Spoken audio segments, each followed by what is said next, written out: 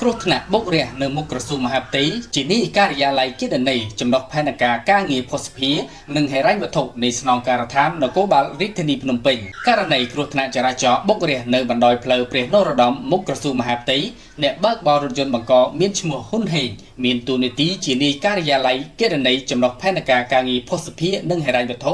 នៃស្នងការដ្ឋាននគរបាលរាជធានីភ្នំពេញចំណែកជនរងគ្រោះដែលស្លាប់មានឈ្មោះរៀនសុនឿនភេទប្រុសអាយុ49ឆ្នាំស្នាក់នៅសង្កាត់ត្រពាំងក្រសាំងខណ្ឌពោធិ៍សែនជ័យរាជធានីភ្នំពេញលោកវិរិស្នេហ៍ឯកហ៊ុនហេងដែលជាអ្នកបើកបររថយន្តបង្កបន្ទាប់ពីបង្កហេតុត្រូវបានកម្លាំងនគរបាលខណ្ឌចំការមនឃាត់ខ្លួនបានភ្លាមនិងបញ្ជូនជនបង្កឲ្យកម្លាំងនគរបាលការិយាល័យចរាចរណ៍ផ្លូវគោកនៃស្នងការដ្ឋាននគរបាលរាជធានីភ្នំពេញដើម្បីអនុវត្តនីតិវិធីច្បាប់បន្ត